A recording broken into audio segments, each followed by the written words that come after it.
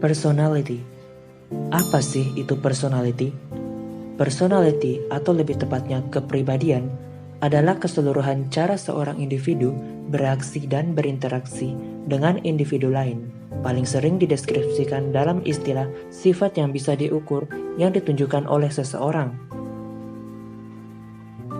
Ada 7 tipe kepribadian yang dimiliki seseorang.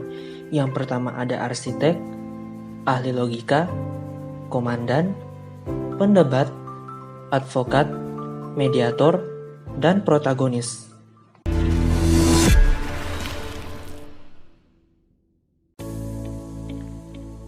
Yang pertama ada arsitek. Kepribadian yang paling tinggi dan sebagai salah satu tipe kepribadian yang paling jarang dan paling mampu secara strategis, arsitek sangat paham hal ini. Arsitek hanya berjumlah 2% dari populasi manusia, dan wanita dengan kepribadian ini sangat jarang. Hanya 0,8% dari populasi manusia seringkali merupakan tantangan bagi mereka untuk menemukan individu yang memiliki ketertarikan yang sama yang mampu tahan terhadap intelektualisme tajam dan manuver berbelit mereka. Orang dengan tipe kepribadian arsitek adalah orang yang imajinatif tetapi tegas, ambisius tetapi menjaga privasi, sangat ingin tahu, tetapi mereka tidak membuang-buang energi mereka.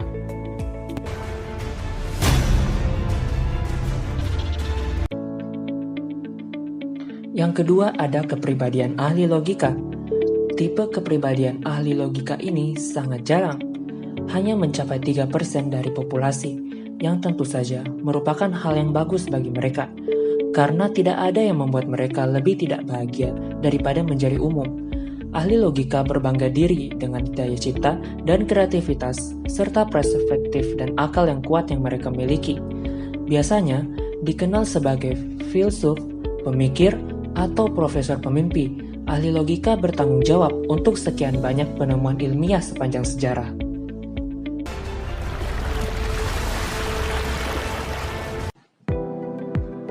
Yang ketiga, ada kepribadian komandan. Komandan dilahirkan untuk menjadi pemimpin. Orang dengan tipe kepribadian ini memiliki bakat karisma dan percaya diri, dan menonjolkan kekuasaan dengan cara sedemikian rupa yang dapat menarik orang banyak dengan suatu tujuan bersama.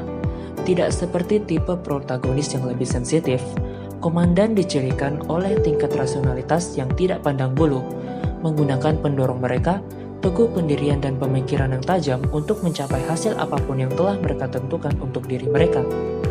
Mungkin ada baiknya mereka hanya mencapai 3% dari populasi.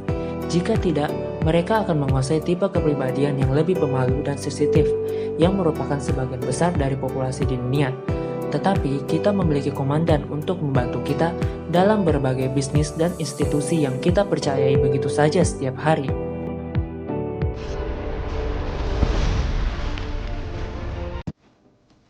Yang keempat ada kepribadian pendebat. Kepribadian tipe pendebat adalah provokator ulung yang menumbuhkan proses menghancurkan argumen atau kepercayaan dan membiarkan akibatnya dilihat oleh semua orang. Tidak seperti kepribadian yang lebih nekat, pendebat melakukan hal ini bukan karena mereka mencoba mencapai tujuan yang lebih jauh atau target strategi, tetapi karena untuk suatu alasan sederhana bahwa hal ini menyenangkan. Tidak ada orang yang menyukai proses adu mental lebih dari pendebat. Karena itu, memberi mereka kesempatan untuk melatih kecerdikan mereka yang cepat, dasar pengetahuan yang luas, dan kapasitas untuk menghubungkan ide berbeda guna membuktikan maksud mereka. Memainkan peran provokator, membantu orang yang memiliki tipe kepribadian pendebat untuk tidak hanya mengembangkan rasa terhadap alasan orang lain yang lebih baik, tetapi juga pemahaman yang lebih baik mengenai ide lawan, karena pendebatlah yang memperdebatkannya. Taktik ini jangan disalahartikan sebagai tipe kepribadian saling memahami dalam pencarian grup peran diplomat. Pendebat selalu berada dalam pencarian pengetahuan dan cara apa yang lebih baik untuk mendapatkannya, kecuali dengan menyerang dan mempertahankan suatu ide dari setiap sisi.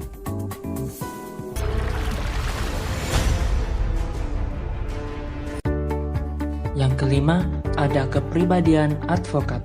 Tipe kepribadian advokat sangat jarang, mencapai kurang dari 1% populasi, tetapi bagaimanapun juga membawa pengaruh di dunia.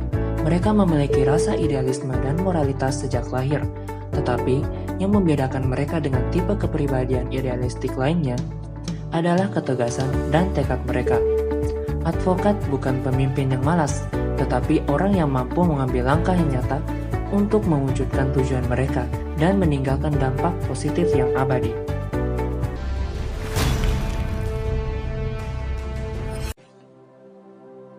Yang keenam, ada kepribadian mediator. Kepribadian mediator adalah idealis sejati, selalu mencari celah kebaikan bahkan pada orang atau kejadian terburuk sekalipun, mencari cara untuk membuatnya menjadi lebih baik. Walaupun mereka mungkin dirasa pendiam, tidak ramah, bahkan pemalu, mediator memiliki api dan semangat di dalam dada yang benar-benar dapat bersinar. Mencapai 4% dari populasi, sayangnya, resiko merasa salah dipahami cukup tinggi bagi tipe kepribadian mediator. Tetapi, jika mereka menemukan orang yang memiliki kecenderungan yang sama untuk diajak berbicara, keharmonisan yang mereka rasakan akan menjadi sumber kesenangan dan inspirasi. Mediator dipandu oleh prinsip mereka, bukan oleh logika, kegembiraan, atau kepraktisan. Saat menentukan cara untuk bergerak maju, mereka akan memperhatikan kehormatan, keindahan, moralitas, dan nilai. Mediator dipimpin oleh kemurnian iktikat mereka, bukan penghargaan dan hukuman. Orang yang memiliki tipe kepribadian mediator bangga dengan kualitas ini, dan memang demikian. Tetapi, tidak semua orang yang memahami pendorong di balik perasaan itu, dan itu dapat menyebabkan pengucilan.